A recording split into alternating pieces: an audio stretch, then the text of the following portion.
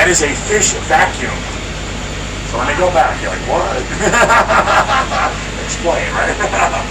So a purse seiner, here's how a purse seiner works. Big long net, floats on top, weights on the bottom. They put that tender in the water. One end of the net attaches to that tender. That tender takes that net out around the salmon in a big circle, comes back to the mothership. They bring that net together.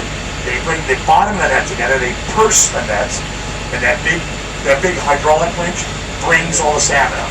So they catch thousands of salmon at the same time. Does that make sense? Okay, so you're a purse seiner. You're 30 miles out of town. You're having a kick-ass day, and you fill your boat with salmon, and you want to keep fishing. So you contact a tender.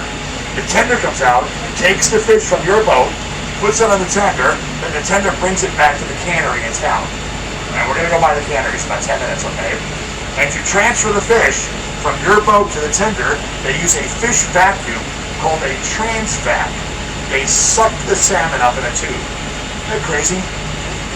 Remember back in Fuller Brush Man days where they threw the dirt on your floor and grabbed it? These guys throw 12 Chinook on your floor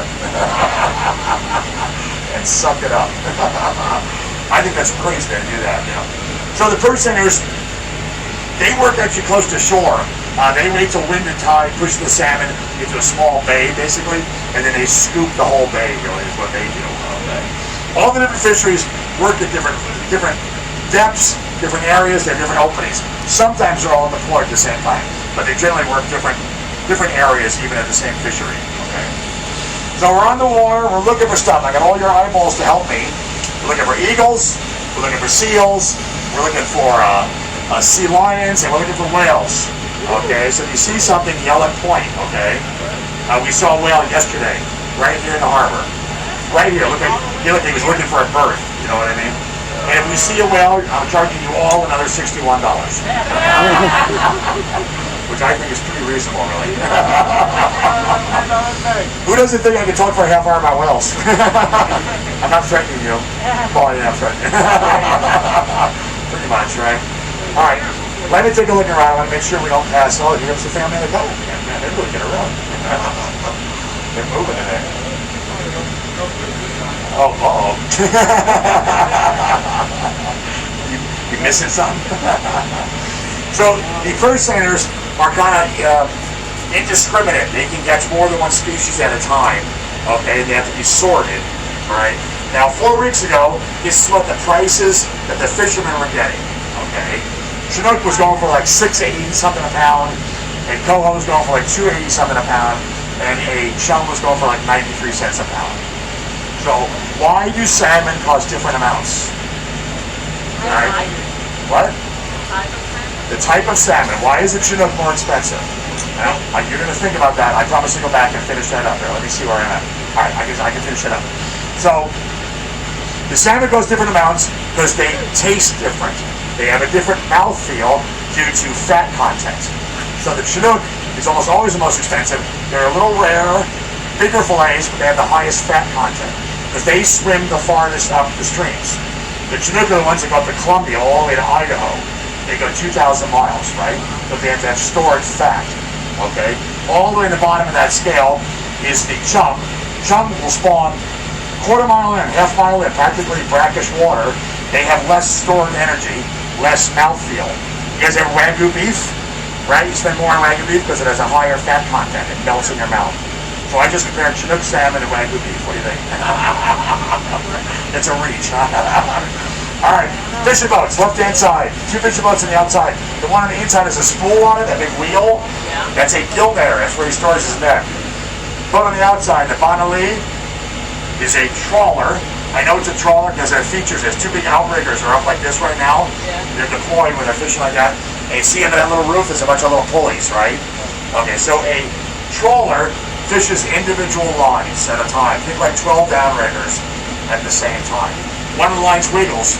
Fisherman throws one lever, that fish comes up. They hook it, they bleed it, they throw it in the hole, they cover it in seawater ice, okay? That's the most expensive fish. They're less manhandled. They don't go in a fish vacuum. Does that make sense? So you're going to go back to Seattle, you go to Pike Place Market, and you'll see in the case there, it'll say trawl caught Alaska Chinook salmon, $29 a pound. Okay. I was saying 28, but Instagram proved me wrong. It popped up. 20, but they will fillet it for free.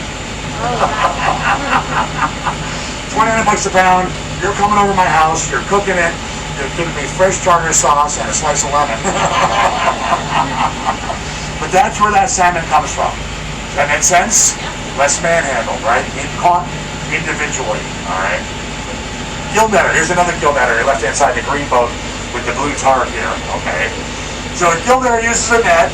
Same thing as the purse seiner. It's got floats on top, weights at the bottom. They work in a completely different way. They hang in the water like a curtain.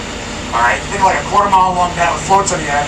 Comes back to the mothership and they drift. Okay. A gill net is made out of monofilament line, so it's invisible underwater. So you're a salmon, you're swimming along. That's maybe a salmon, by the way. You stick your nose in the net and you freak out and you push forward because salmon cannot swim backwards. So the net stretches out, goes over your head, and catches in your gill plate. It is a gill net. Does that make sense? So those salmon are pulled like this. They pull that net up on that spool and pull the salmon through the net. Now sea lions love gill nets because when the salmon goes in a gill net, the net goes like this. And the sea lions are like, awesome. Why chase a salmon at 30 miles an hour when you can pluck them out like a grape on a buffet? You know? So sea lions and gill netters are not friends on Facebook. Okay. Never. Blocks, Billy. I cannot believe this weather's so nice today. Cracks me up. It was sideways the other day. Good. I'm glad. And this